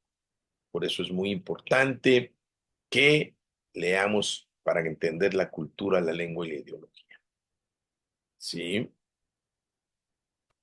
El proceso de construcción del médico debe de poseer un sentido crítico social para que tenga en sí una respuesta y una personalidad real. Y puede ver con ojos claros, que en pensamientos claros, quiénes somos como sociedad, entender a la familia, entender a la persona, ubicarse en los diferentes escenarios, no nada más aprendernos de línea por línea y de memoria la receta. Cuando el pediatra interactúa con familias, incide entramado en todo su mundo, en un mundo de construcción. No solamente un agente de salud debe de ser el pediatra, también debe fungir como realmente un sanador y no ser un comerciante, una vedette médica, lo cual somos todo eso en la realidad. Si estamos convencidos en el papel de la literatura de nuestra formación, admitiremos que los textos literarios son más necesarios que nunca ahorita en este entorpecido mundo y desde escuelas totalmente mercantilistas. La lectura es reparadora, por supuesto. La lectura en médicos, en niños con leucemia, en niños con enfermedades crónicas, desempeña un papel fundamental en el descubrimiento de la construcción de uno mismo. Eso se manifiesta en todas las etapas de la vida, con mayor énfasis cuando se presentan momentos críticos que nos piden reconstrucción de los pacientes. La enfermedad, el duelo, la ruptura sentimental, un accidente. Por eso la naturaleza humana es susceptible a la crisis, a la fractura. El doctor no es un dios, sin embargo, en algunos lados así nos considera. Realmente sabemos, estudiamos, sabemos filosofía, literatura, geografía y otro idioma, varios idiomas. A mí me da pena decir que no sé zapoteco y soy bueno. La imagen del médico es estoica, por supuesto. Los pediatras, por eso somos en primer lugar de que debemos de implicarnos en la lectura, ya que en nuestra práctica diaria convivimos con el dolor, con el agomio de las familias, con el proceso. Nos dedicaremos no solo a recetar, sino también a acompañar, a reparar, a aconsejar, a dar poesía. Una clave de la lectura, podemos hacerlo en este proceso, es descubrir que teniendo la lectura como aliada, podemos repararnos nosotros mismos y por ende ayudar a las familias. El acto de la lectura es en sí una búsqueda humanística para llevarnos. Michel Petit, que la ven aquí, decía, la lectura es un arte que se transmite más allá de lo que se enseña. Al respecto, como esta referencia, nos dijo que la lectura es un atajo privilegiado para elaborar o mantener un espacio propio, íntimo y privado. Y eso es muy importante. Es importante que que el doctor debe utilizar como medicamento la lectura, ya que es una vía de acceso al privilegiado hacia lo que Michel Petit llama como lo íntimo, lo que acabamos de decir. Es aquello que ayuda a sostener el sentimiento de individualidad, la posibilidad de resistir a las adversidades. En conclusión, tenemos que el libro es un bálsamo para poder oponer una distancia en las emociones, como la angustia, tamizar los miedos, dándole sentido a los pacientes para analizar su destino. Es por ello, mis estimados doctores, que los invito, los incito a leer, inundarse de arte, darse permiso para cantar, pintar, leer, y leerse y leer y releer hermosas historias con sus pacientes. No le tengan miedo al papel. Los doctores tienen poderes cuando leen. Por supuesto, el poder de crear una biografía lectora. Consiste en realizar el recorrido personal de la práctica de la lectura que ha marcado nuestra vida. Hacer esa línea de tiempo en torno a los libros, las canciones, los poemas, las nanas, cuentos a los niños. Por eso es muy importante tener ese poder. El poder de escribir, de transmitir, de leer. Todos los doctores, el camino del doctor está lleno y de un universo de historias, historias clínicas, historias de la familia, historias de enfermedades. En un consultorio diario llegan 10 historias. Hay que perder el tiempo. También podemos crear espacios para compartir dentro de nuestros consultorios. Podemos hacer eso. Leer para otros es muy importante en otros espacios. Talleres de pediatría en sus consultorios, en hospitales. Consulta literaria. ¿Qué es esto de consulta literaria? Ustedes pueden ahora meterse con el Internet, con la virtualidad hasta el domicilio de sus pacientes. Nosotros hemos hecho concursos de escritura y ahí vamos 8 libros escritos con los médicos, hemos descubierto. Y hemos encontrado en la Cartilla Nacional de Lectura una invitación a que la gente vacune también biológicos y vacune libros también. Por eso es muy importante.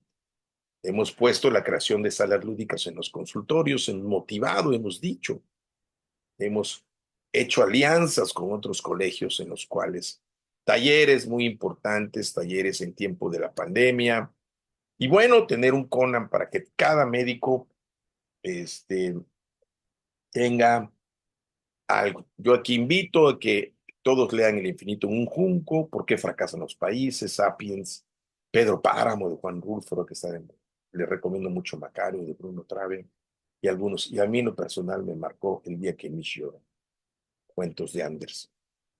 Y bueno, les voy a transmitir algo rápidamente de lo que hemos hecho y hacemos en Oaxaca.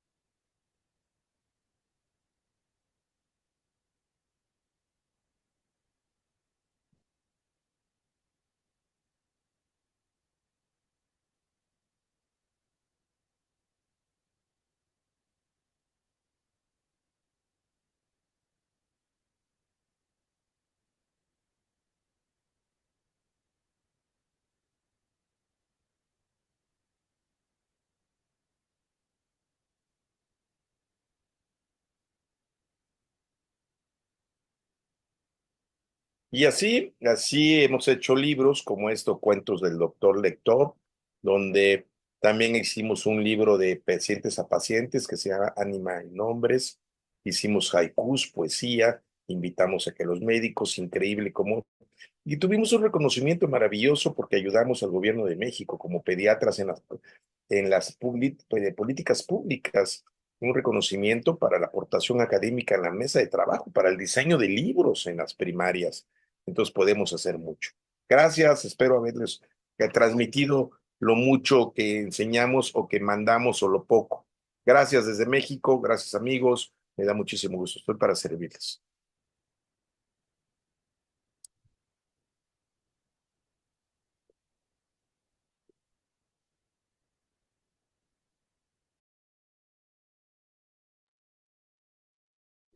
Perfecto. Bueno, muchas gracias a Cata. Nuevamente disculpa si en algún momento se escuchó mal. Parece que estamos con mala conexión por todos lados, en Chile, en Argentina, por todos lados, así que mil disculpas por eso. ¿Hay alguien que tenga algún comentario o acotación? El doctor no pudo estar presente, así que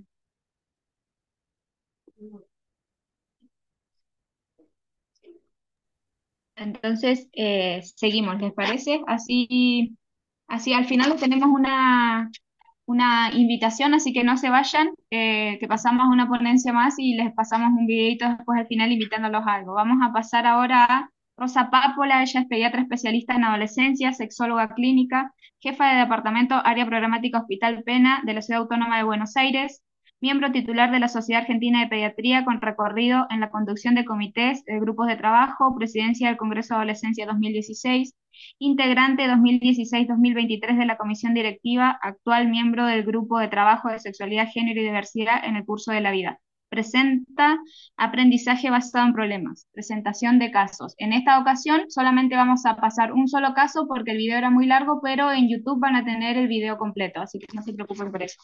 Play nomás, Cata. Muchas gracias. Bueno, ¿cómo están? Bueno, un honor participar en el seminario integrado Miradas sobre abordaje sobre adolescencias 2024. Soy Rosa Pápola y es un gusto estar acá con ustedes. En este caso, la intención es poder recorrer juntos algunas narrativas clínicas con este título que me han solicitado, que es aprendizaje basado en problemas. Bueno, ahí tienen quién soy yo. Y bueno, vamos a recorrer juntos. Antes que nada, creo que los abordajes o los enfoques no son problemáticos, sino que esta situación de abordar con un otro y más que nada esta otredad circular por la segunda década de la vida, tal vez me permite comentarles que en las dos narrativas que vamos a alojar y a abordar, vamos a presentarnos y representarnos al abordaje con enfoque y una manera de abordar adolescencias en la consulta o en el lugar que nos toque estar ejerciendo desde la salud. También ser conocedores, pero ejercitadores y gestionadores de las legislaciones que hacen al marco del derecho.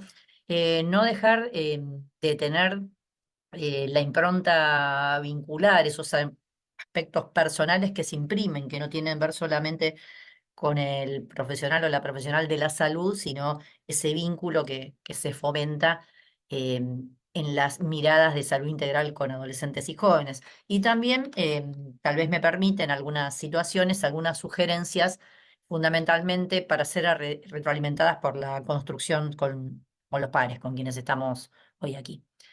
Bueno, la primera narrativa es Matías. Como ven, Matías tiene 15 años. Tal vez llame la atención que desde el principio, lo van a ver aquí en la viñeta, llega tarde en responder. Uno ve, viendo su registro en la historia clínica, que en los últimos 20 días o en el último mes pidió citas y nunca acudió a la entrevista. Entra como muchas veces cualquier persona, pero tal vez bastante se ve en la adolescencia, como medio dudando, dubitativo. Dice que viene por un apto físico, pero que también tiene algo de dolor. Y realmente, como generalmente uno mira a sus pacientes y está también viendo toda la parte gestual, y bueno, vemos dolor o gestualidad, podríamos decir de dolor y dice, como muchas veces, no, no es de hoy, hace más o menos 3 semanas que vengo así. Dice, bueno, Matías a su vez nos comenta que sí, que está escolarizado, vemos que está en tercer año, no tiene o no figura en la historia ningún antecedente significativo. Vive con el papá y comenta que la mamá en el último año tuvo que viajar al exterior por razones laborales. Llega a decir que el papá se preocupa mucho por él, pero que ya aclara que su papá es un poco rígido en los pensamientos, que le cuesta un poco hablar con él, que sería una situación que a veces la vemos, ¿no? En la consulta, esta situación intergeneracional entre nosotros adultos con niños, adolescentes y jóvenes que se acercan. Uno ve variaciones, ¿no? O sea, podríamos ser profesionales que enfaticemos, ¿no? No solo preguntemos, sino que tal vez enfaticemos y verticalicemos, ¿no? La mirada. ¿Por qué viniste tan tarde? ¿Por qué sacas tantos turnos y nunca venís? Y tal vez esas preguntas puedan existir. O sea, está la libertad, digamos, de encarar como uno considere de mejor manera la consulta, pero siempre esta situación de poner la mirada en el otro y esperar una respuesta, o sea, no dar por sentado. A veces hay preguntas que uno, de la manera que las declama, no admiten otra respuesta más que la vergüenza, más que el que no poder decir nada, por así decir. Sí, vemos que tiene un dolor genital marcado y bueno, acá me gustaría que piensen un poquitito, yo les voy a ir contando un poco de Matías, pero a lo mejor qué cosas van apareciendo de la consulta. Vuelvo a repetir, las viñetas son situaciones muy pequeñas, son recortes de situaciones que vamos transitando, pero bueno, yo ahora les voy a ir contando un poquitito que utilizando estas situaciones que decía Matías, más que nada cómo era alojado en sus respuestas, bueno, pudo tal vez comentar un poco más de cosas. Generalmente hablo para cualquier profesional de la salud, pero fundamentalmente para quienes ejercemos la medicina, vamos a tener, ¿no? Algunos hitos como la llegada, la anamnesis, el examen físico, la situación de lo que diríamos, no sé, diagnóstico presuntivo, con el fin de la consulta, etcétera, etcétera. Bueno, pudimos alojarlo, no se sintió ni avergonzado ni nada, entró muy asertivo, podríamos decir, a la consulta y pudo esperarse un poquito más, ¿no? En el dolor, dice, la verdad que el dolor que tengo es ahí, o sea, si señala la zona genital, que convengamos, realmente el tipo de dolor genital es más difícil de explicitar que decir, por ejemplo, estaba jugando al vóley y me gincé la muñeca. También en ese mismo momento que logramos tener una comunicación, piensen que estamos en los primeros minutos de la consulta, pregunta, con eso que seguramente cuando me revises vas a ver que tengo ahí, que es en la zona genital, mis padres, mi papá que ahora está viviendo acá en Buenos Aires, ¿se va a enterar? Eh, y te quiero preguntar otra cosa, o sea, me dice, ¿vos qué pensás de estas lesiones, además de lo que me digas médicamente? En este caso, bueno, yo soy médica. ¿Qué pensás de las situaciones y vinculaciones? Por ejemplo, estas lesiones las puede tener cualquiera. ¿Qué pensás vos de por qué ocurren estas lesiones? Con lo cual, también ahí él tal vez esperaba un juicio de valor, ¿no? Por ejemplo, estas lesiones son más frecuentes ante tal situación o lo que fuere. Y ahí hablamos un poquito más del consentimiento, de las decisiones personales y del cuidado comunitario del cuerpo, con lo cual sacamos algunas situaciones que las tenemos bastante, tal vez incorporadas como profesionales de la salud, como que si hay una lesión en genitales, todavía no le hice el examen físico, pero presumiendo que es una lesión compatible eh, con una infección transmitida por no tener sexo seguro, hablar de eso, que puede haber algo transmitido por no tener sexo seguro, con lo cual tal vez no hay categorías, sino que cualquier persona con su idiosincrasia, su pertenencia, su rol, su edad, se vería bastante favorecida con un método de barrera, por así decir. Em, Continuamos la consulta, le propongo a Matías hacer el examen físico, le comento que Voy a tener que revisar obviamente genitales, pero si bien me sirve mucho que me describa qué es lo que siente, o sea, toda su sintomatología, como si ocurriera en cualquier otro lugar. Él dice, uy, es muy doloroso, apenas me toco me duele. Más o menos yo creo que serán casi 20 días. Es más, cuando empecé con una pequeña molestia saqué eh, el primer turno y la verdad después no vine y después pedí otro más que me lo sacó mi papá y no quise venir porque él me iba a acompañar. Bueno, pudiendo hacer el examen físico, tiene un examen genital normal para su edad, con un estadio de Tanner acorde en relación al volumen testicular y al vello pubiano, pero sí se observan úlceras que son muy dolorosas a la palpación, que están en el área genital, también hay microadenopatías inguinales y no constato uretritis en ese momento. Sacando la situación, ¿no? De que él esté confortable, vamos terminando el examen físico, le pregunto por qué me hizo esas preguntas, ¿no es cierto? Me dice, no, yo quiero saber qué pensás, por ejemplo, cuando te pregunté por qué pueden venir las lesiones, porque es cierto, yo la verdad uso de manera bastante poco frecuente el preservativo, como pondríamos nosotros en la historia clínica de manera muy errática. Y también pregunta que él quería saber si ocurrían tipo algo cartesiano, tengo estas lesiones por algo o por alguna situación que exceda al método de barrera, como les enfaticé antes. Me preguntan qué opinión yo tengo de las vinculaciones o de las personas que tienen sexo con personas, o sea, una relación, digamos, homosexual, qué opino de los gays, por así decir, y con lo cual sacamos lo valorativo de las palabras gays y trato de que él me diga qué era lo que le pasaba a él y por qué venían esas preguntas. Y por otro lado también, como en cualquier situación de consulta con el adolescente, en este caso con Matías, también barajando, ¿no? Todas las posibilidades diagnósticos, todas las situaciones de diagnóstico, tratamiento y aminoramiento del dolor que, como les comentaba, era bastante arduo. Por lo cual, eh, es importante mantener, vean que acá hubo como 20 días en retardo en la consulta y esta situación de quién va a saber la información de lo que ocurre en esta consulta, por lo cual eh, enfatizar la confidencialidad y la privacidad es algo que va a estar y que tenemos que remarcarlo, y más cuando alguien lo pudo preguntar. También esto tiene que ver con la autonomía personal, porque Matías a su edad tiene decisiones sobre su salud y tiene derecho a la información, en este caso a saber cómo es la utilización de un preservativo como método de barrera, que no es algo punitivo, sino que es algo que le permitiría tener sexo seguro, y además esta información le corresponde por derecho y además es mi obligación convertárselo, debo garantizárselo.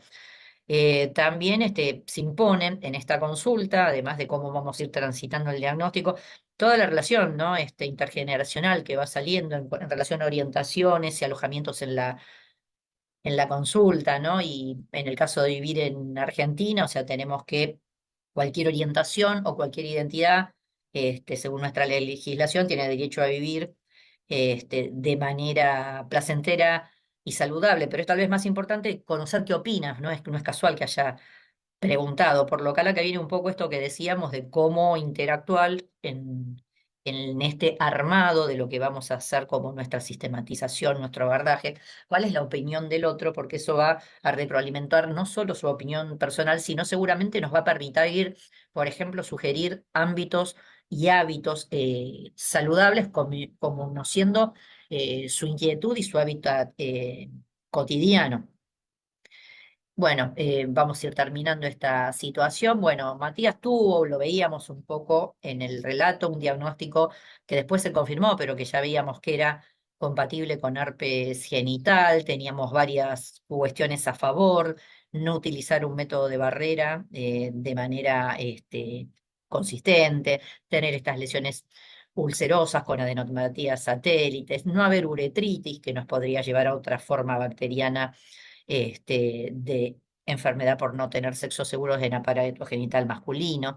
Y también, obviamente, es muy probable que aprovechemos para algunas combinaciones, por lo menos, o al menos las más frecuentes, que se darían por no tener sexo seguro, probablemente una serología para VIH, hepatitis B, las pruebas para sífilis también se impondrían, y bueno, en este caso, estos acompañantes de ir buscando el herpes dieron negativos.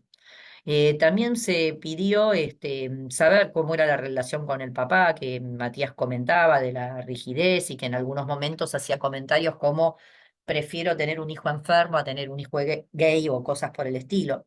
También consensuamos con él esta situación de al menos ser vivida de a dos, ¿no? Las enfermedades por no tener sexo seguro muchas veces al menos a otra persona incluyen, así que propusimos que venga eh, su pareja para ver consultas ulteriores y también hablamos, ¿no? Esta situación de que siempre alguien de referencia es bueno tener y más que nada en esto intergeneracional del lado de la adultez, o sea, él pensaba que en este momento el papel era muy difícil traerlo a la consulta, pero sí se acordó que tenía a su madrina, por lo cual se lo fue citando en próximas entrevistas con alguien que pudiera también alojar y acompañar. Pensemos que estamos ante sujetos de derecho, pero como Estado, o sea, o como médicos, como psicólogos, como promotores sociales, tenemos que garantizar esa mirada adulta que enfatice y que resguarde sus derechos. Bueno, les comento que sigue en pareja con Joaquín, que terminó el tratamiento y que empezó de a poquitito a retomar ciertos diálogos con el papá. Así que bueno, comentarles esta viñeta y seguimos. Un poquito como corolario, ¿no? De Matías vimos que abordar y acompañar en Matías requirió tenerlo a Matías, no solamente en la consulta, sino en sus apreciaciones, ver sus aspectos vinculares, tomarlos en cuenta, abordar la legislación que nos toca vivir, por supuesto, en el abordaje y acompañamiento, todas las guías que hagan a la atención, diagnóstico y tratamiento, en este caso de enfermedades por no tener sexos seguros, y también me tomé, como les mostré en el recorrido, incorporar algunas sugerencias en el recorrido con Matías, tal como les comenté. Por último, y ya terminando, por supuesto, las narrativas no quiero que sean un reduccionismo, pero sí enfatizar algunas cosas que creo que pudimos ir capitalizando. Generalmente cuando uno narra situaciones de vivencias clínicas, personales, y no solo un dato o un caso clínico, y realmente le pudo dar sentido y decir en qué consiste, qué es la escucha activa. Y bueno, es un poco lo que vino atravesando estas narrativas, aunque no sepamos la definición exacta, pero la de escucha activa claramente estuvo presente y es algo a capitalizar. Traer y dar el mismo lugar a la palabra de los y las adolescentes, o sea, traer no solo nuestras palabras, nuestro bagaje, sino que esa persona que es realmente un protagonista correspondido y asistido sí o sí por el derecho que nos puede traer justamente en estas situaciones que hacen a las vinculaciones, la intimidad. Si no viene esa palabra, es muy probable que no solamente nos quedemos sin saber un dato o sin poder completar tan ítem de la historia, sino que es muy probable que nuestro diagnóstico sea erróneo, nuestro acompañamiento le falte la riqueza que requería.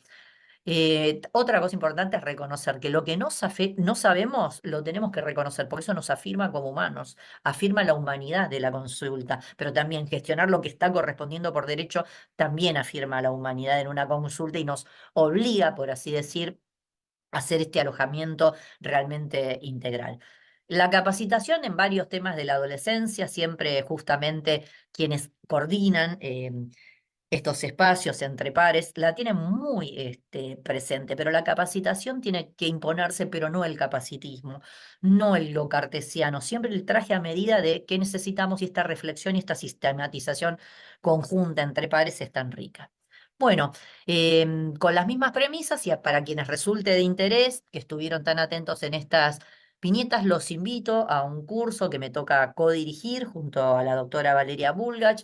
Tiene que ver con las bases epistemológicas de la educación sexual integral. Es un curso asincrónico, que vamos ya por comenzar la sexta corte, así que esperamos a quienes tengan interés. Y bueno, y nuevamente muchas gracias por su atención, y bueno, quedo atento a todas las sugerencias y todas las preguntas que quieran hacer. Muchísimas gracias nuevamente.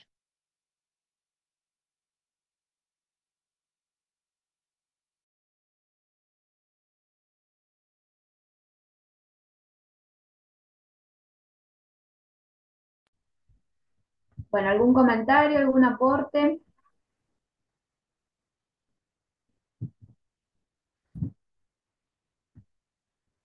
La doctora tampoco pudo estar presente, no la vi con su nombre, capaz que es alguno de los iPhones que aparece, pero no la vi. Así que si alguien tiene algún aporte, igual se lo enviamos a su mail. Eh, Así que no sé, doctor Juan, Moni, ¿quieren decir algo? Bueno, especialmente voy a tratar de poner el video de nuevo. Bueno, agradecerle a Rosa. Sabemos que es un desafío este tipo de trabajos y bueno, instalar estos temas. Instalar permanentemente estos temas, no solamente, no asumir que son todos heterosexuales, el tema de trabajar, digamos, la diversidad en la consulta y sobre todo esto de que justamente hace un ratito acabamos de charlar con el grupo de alumnos de Joana que están trabajando exactamente esto para talleres. Hablar de educación sexual integral es importantísimo y es realmente una carencia en todos nuestros países, ¿sí?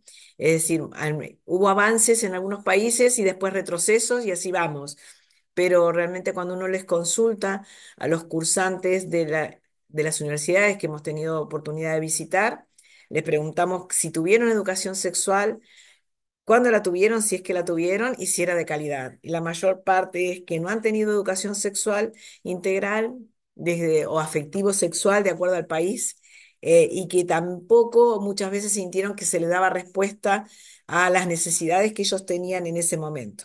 Así que también es otro de los desafíos que nos queda a nosotros para seguir trabajando.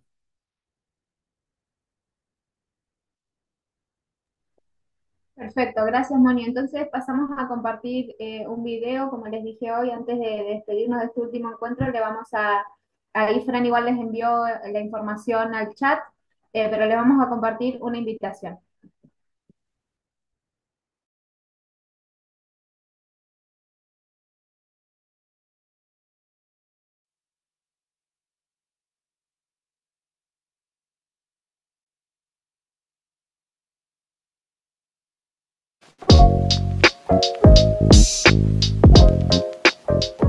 El Grupo de Pediatría Social te invita al séptimo Congreso de Pediatría Social, que se llevará a cabo del 8 al 10 de octubre del 2025 en la Universidad del Magdalena, Santa Marta, Colombia. Bajo el lema ¿Qué se siente ser niño, niña y adolescente en Colombia y en Latinoamérica? Este congreso será un espacio de encuentro para profesionales, investigadores y estudiantes que trabajan por los derechos y la salud de la infancia y la adolescencia. En conjunto con la Red Joven Codagic te invitamos a participar del concurso de arte Nuestra Latinoamérica, un lienzo de sueños. Bajo el lema ¿Qué se siente ser niño, niña y adolescente en Colombia y Latinoamérica? Te invitamos a expresarte a través del dibujo, la literatura, un video corto tipo reel o TikTok o la fotografía. Tu obra puede ser parte del congreso y su difusión. Cada persona que participa deberá firmar, en caso de los menores de edad, la autorización legal y los y las demás la autorización para el uso de la obra. ¿Cómo participar? Envía tu obra a jsparticipacioncomunitaria@gmail.com. Para los mayores de 24 años, si sos parte de equipos de salud, educación o justicia, también podés participar. Compartinos tu cuento corto, tu relato o poesía sobre la realidad de los niños, niñas y adolescentes en Colombia y Latinoamérica. ¿Querés más información? Entra a www.reweong.com.ar/node/298 o escanea el código QR que se encuentran al finalizar este video. Te esperamos.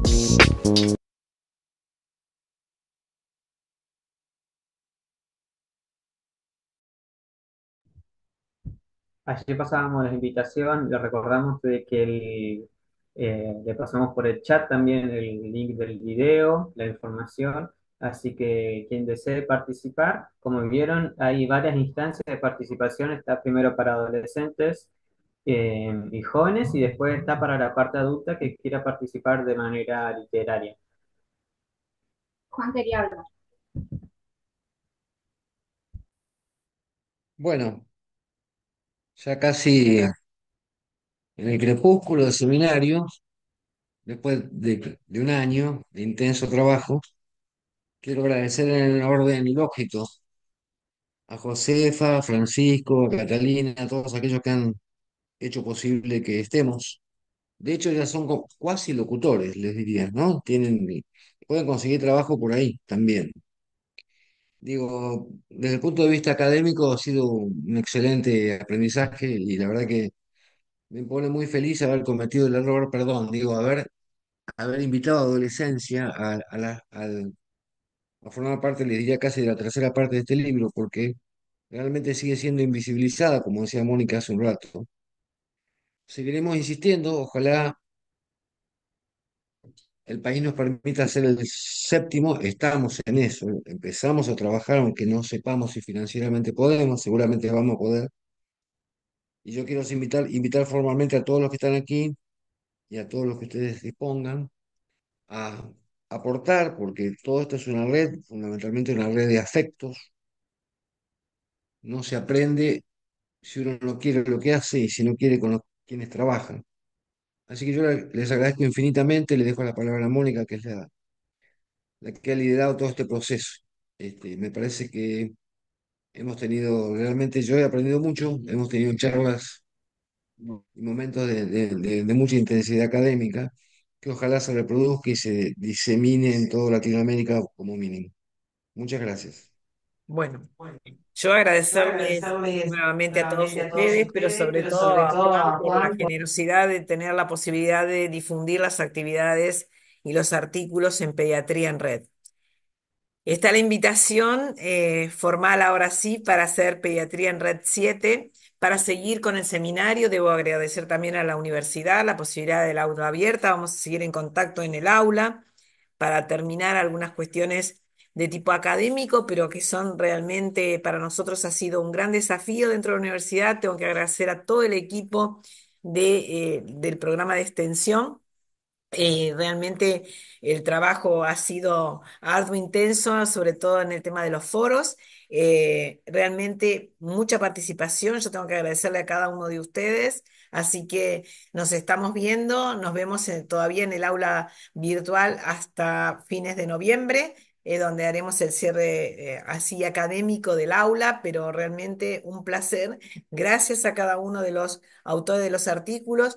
Los animo a los que no lo hicieron a que empecemos a publicar y desde ya, si no en el encuentro que va a ser en este Congreso de Pediatría Social, que ojalá ahí podamos difundir el nuevo libro, pero igual vamos a estar en el seminario durante todo el año, así que la idea es seguir encontrándonos los segundos jueves de mes para seguir debatiendo, seguir aprendiendo de todos y realmente luchar por que estas adolescencias sean visibilizadas.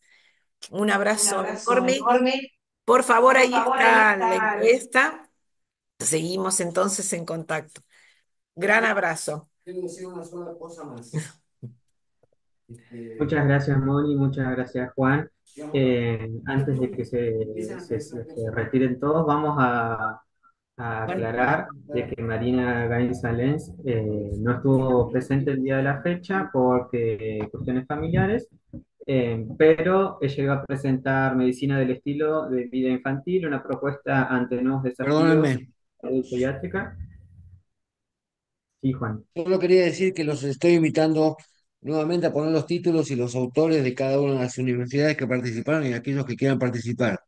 Tienen tiempo, no del título, los títulos y los trabajos deberíamos tenerlo antes de fin de año, eso lo va a coordinar Mónica, pero los archivos los podemos tener hasta abril del año próximo, así que tienen tiempo de hacerlo y yo los convoco porque me parece que esto ha dado muy buenos resultados en toda Latinoamérica. De hecho, lo hemos recorrido. Muchísimas gracias. Muchas gracias, Juan, y no invitarles a participar porque es una instancia muy importante.